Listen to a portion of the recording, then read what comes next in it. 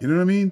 So again, like, hey, I think it's about truth and this imagery, man. This, you know, what it can do to you. You know, if you gotta live that lie. You gotta behave in this way that you're not, is the truth. If you deviate from the truth, you're gonna pay for it. Yeah. This brother was not living the truth. Wasn't living who he was. I'll take that to my grave. I mean, I don't care what anybody says. What's going on? We Need a Reset TV family. I am gravitating away. Listen, man, listen. I got a good one for y'all. Going deep in my archives. This is a project I made about Tupac. Great big fan of his, but I'm not naive to the duality that was Tupac, to the duality that a lot of our young youths and elders face today in our community, of not understanding certain identities or maybe getting outside of their box where they do get a taste. And that's where the interesting part happens. Some people latch on to a new persona, others are comfortable in their shells, and they're very well-rounded. Now, Tupac was definitely a very well-rounded individual, but to a detriment. And this is where, ladies and gentlemen, we start the show. If it's love, I want everything. Touch my soul, touch my heart, don't judge my mental. They told me that life is simple, been real since Papa Pimple. I started out in the Renault Sonata, the presidential. Speak once and listen twice. They told me that less is simple. What's good, GATV is gravitating away, and I got a special presentation. This is of the tragedy of Tupac and how does he play a role today with the youths of our community. So with patience, I ask you guys to listen with a mindset that is understanding and remove all emotions, because I understand how sensitive this Tupac subject is. When Tupac had become the biggest star in hip hop, the peak being in '96, Death Row was starting to fall apart. Snoop went on trial for murder in a case stemming from an altercation near his house 3 years earlier. After he was acquitted that February, he started to distance himself from the gangster life, Snoop Dogg that is. A month later, Dr. Dre announced he was leaving Death Row. He'd grown weary of the violence surrounding Suge, and he wasn't eager to work with some of the label's newer artists, including Tupac. It seemed like Death Row were going to ride together with Pac. Everyone else be damned. That's how it looked from the outside, at least. But even as Tupac was calling out Dre for disloyalty, he was making his own moves away from Death Row. See, in '96, Pac formed his own production company, Euthanasia. He was making plans to start a label under his new stage name, Machiavelli, and I love that name. He also spent much of that spring and summer filming 2 movies, Gridlocked and Gang Related. He told people in the film business that he wanted to start working on different kinds of projects, a Western starring young black actors, and a movie about the uprising led by enslaved preacher Nat Turner. This is the duality that Pac found himself in. Unfortunately, dividing the fans who revolved to him for his fiery revolutionary positions and others who were involved with his quote-unquote thug bravado. And therein lies the problem. So what are we to remember about Tupac Shakur, this conflicted, so-called chameleon-like angel he presented himself to be? A rapper with thug life tattooed across his frame. In a world dominated by dope, booze, guns, and loose women, Shakur roamed like a panther. Given a chance to reflect on his unhappy past, producing music displaying a duality. But this attitude only enhanced his commercial appeal. All Eyes on Me became the biggest selling disc of his career with 2.4 million sales. Shakur's life is a metaphor for the plight of the inner city African American male. How do you stay real, as in human, not as in thug life real, when the society in which you live in thinks you're the boogeyman? People are now bickering over who the real Tupac Shakur was. The truth is, he was all those things. On the one hand, willing to expose his frailties on wax, and on the other, raging against the world.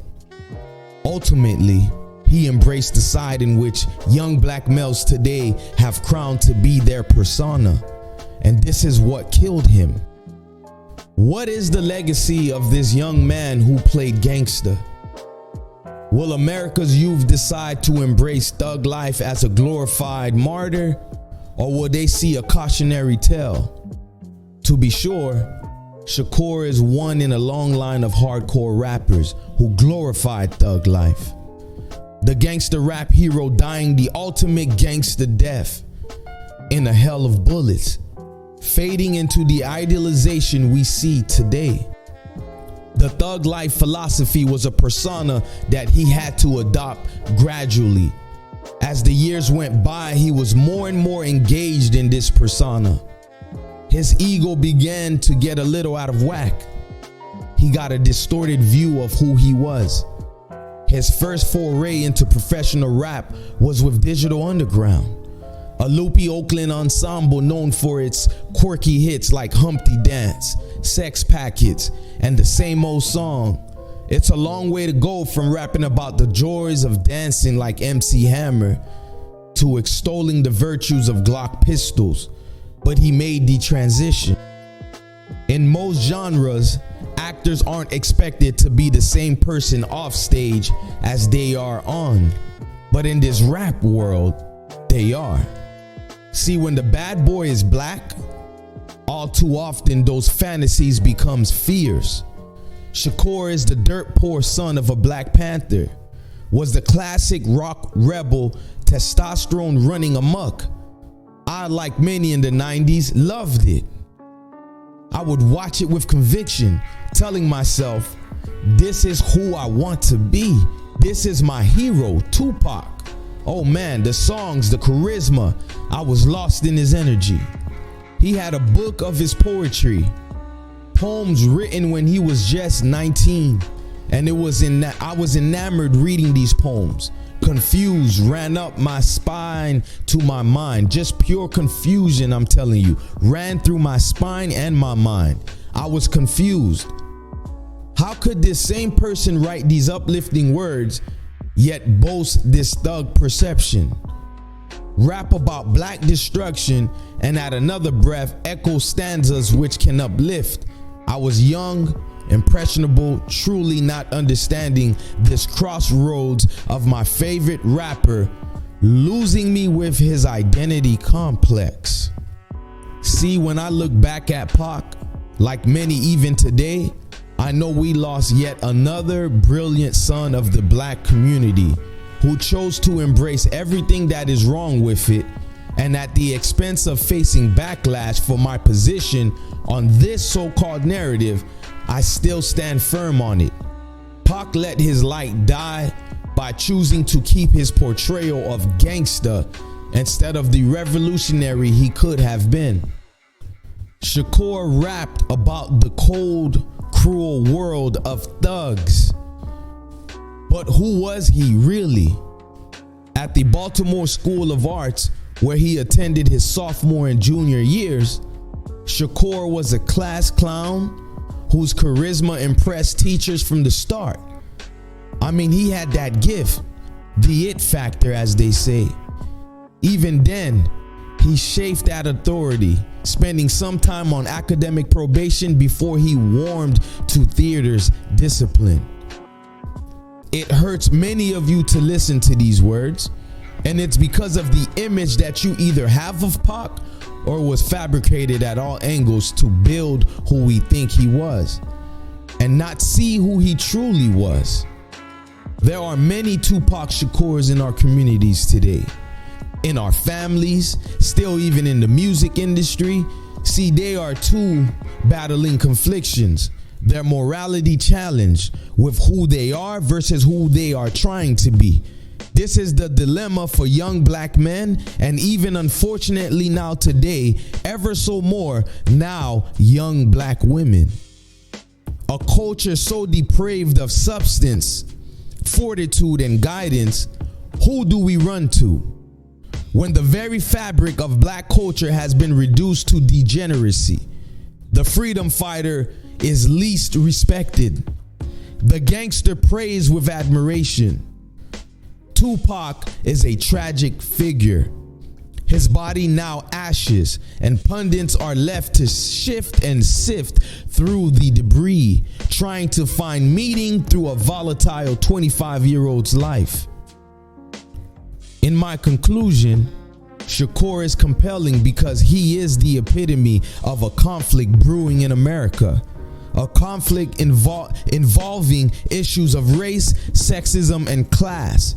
It's a conflict symbolized by the debate over the merits of hardcore rap.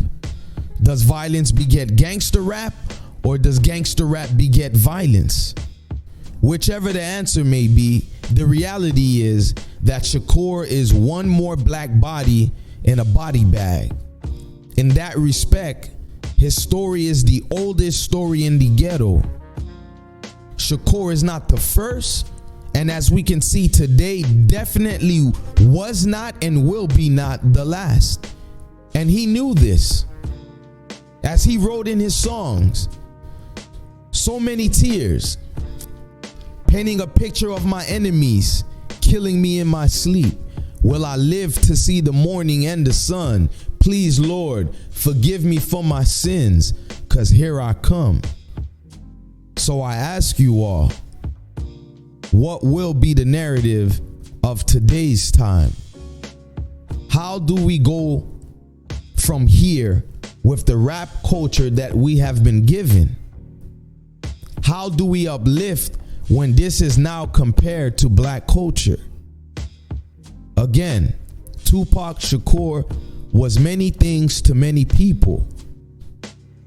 But I ask you all to take the time to truly see the problems that was plastered all throughout his career, that maybe somehow we can learn today to use and diffuse the issues going on with the community at large, here and now.